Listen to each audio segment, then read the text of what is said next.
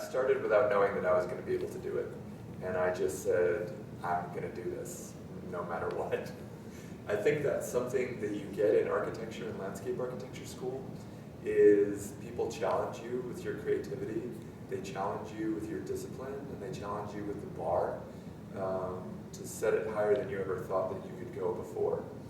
And the Atlas, when I think way back about how did I think about the Atlas, and I go back to my upbringing and the mentoring that I got early in my career, the people that were mentoring, I knew that they were spending the time mentoring me because they wanted me to carry the burden that they had been carrying.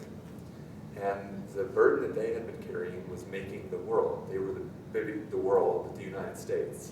They were the ones that created all the sprawl that we have. They were the ones that created the infrastructure. And I don't mean sprawl in a bad way. It's what they did, what they thought the environment should be made like. But I felt like if I didn't know how the world worked, if I lived in this community, Phoenix and Scottsdale, if I didn't know how it worked, I didn't know how to carry that mantle of sustainability. So I felt like I needed to pick that up and understand it through the Atlas. So what I'm trying to get at is I had a purpose for doing the Atlas in order to understand how I could be the steward of the next generation. And I knew I had to get it done. So that was basically the big picture of that.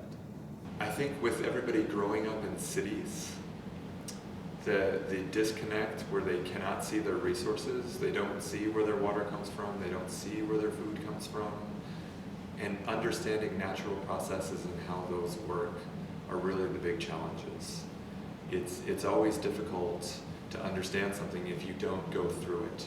And the generations before us went through the harvesting of the water, they went through the breaking of the ground, the making of the food.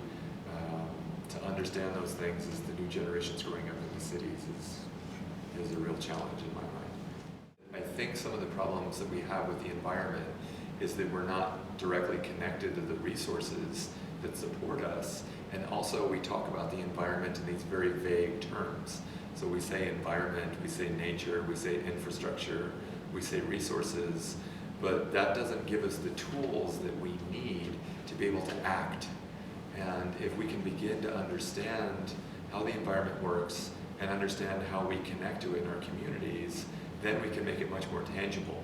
Oh, the environment means this nature preserve that's in my neighborhood. Or the environment means that we have to protect that bird that's flying through all of our backyards.